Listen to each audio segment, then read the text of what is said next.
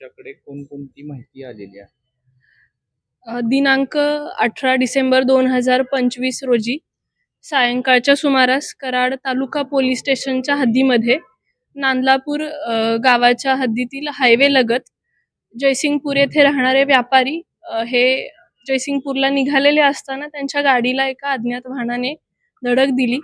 त्यानंतर त्यांना त्यांच्या वाहनामध्ये बसवून त्यांचं अपहरण करण्यात आलेलं होतं आणि त्यांच्याकडे 5 कोटी रुपयांची खंडणीची मागणी देखील आरोपींनी केलेली होती.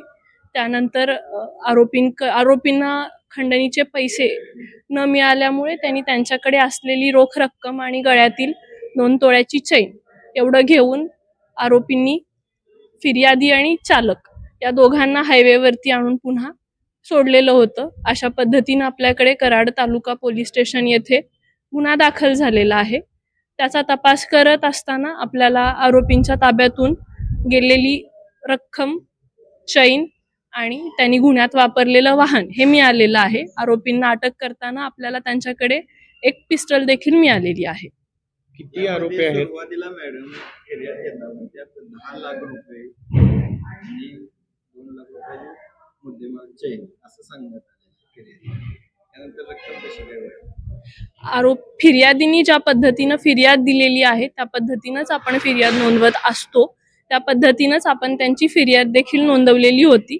त्यानंतर आरोपींकडे केलेल्या चौकशीमधून आणि फिर्यादींना आपण केलेल्या विचारपूसमधून रक्कम जास्त असल्याचे आपल्याला निष्पन्न झाल्यानंतर त्या पद्धतीचा आपण त्यांचा पुरवणी जबाब घेऊन गुन्ह्याचा तपास केलेला आहे आणि त्या पद्धतीनं रक्कम सुद्धा आपण मिळवलेली आहे. एकूण 5 आरोपी आपल्याला निष्पन्न झालेले होते. हे आरोपी यांच्यावर पहिले काही गुन्हे दाखल आहेत किंवा काही?